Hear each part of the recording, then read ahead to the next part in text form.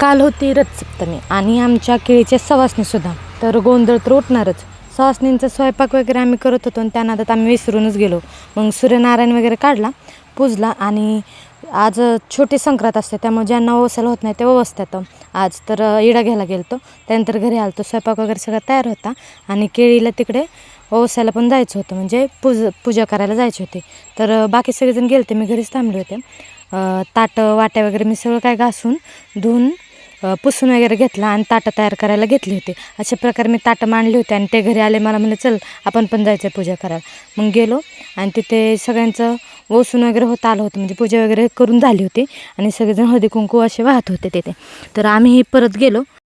आम्ही तिथे गेलो तरी सगळ्यांचं म्हणजे असं राहिलं होतं हळदी कुंकू वगैरे लावायचं. आणि मी गेल्यानंतर तिथे 2-3 जणींनी हळदी कुंकू पण लावलं. मग मी गेल्यानंतर मीही लावलं. असं तिथं पूजा वगैरे झाली. आम्ही ओटी तिथे भरली. ओटी पण भरावं लागते. तर 7 सवासिनींनी भरली ओटी आणि मी आणि अजून एक शेजारचे काकू जास्तीचं होतं. तर आम्ही दोघींनी तिथं गेल्यानंतर परत भरली ओटी. इथे भरून झाल्यानंतर एक असं निवद सगळीकडे ठेवावं लागतं. एक तिथेच काळायला असा निवद ठेवला.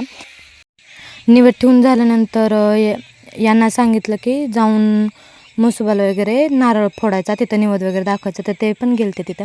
त्यांनी निवद वगैरे दाखवला आणि हा हत्याचा आहे ना, हत्याला पण हळदी कुंकू लावून पुजावं लागतो. त्यानंतर मी आणि माझी धाकटे सासू आम्ही अशा दोघी तिकडे विहिरीत निवड टाकण्यासाठी गेलो.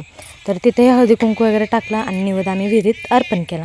त्यानंतर पूजा वगैरे झाली, आरती वगैरे झाली आणि त्यानंतर मी घरी आले. हा घड आम्ही बायांना देण्यासाठी तोडला होता. घरी आले, ताटं वगैरे बनवली, सगळ्यांना जीव वगैरे घातलं, त्यांच्या ओट्या वगैरे भरला आणि प्रसादासाठी ह्या अशा फण्या द्याव्या लागतात. भेटू नेक्स्ट ब्लॉगमध्ये. तोपर्यंत बाय.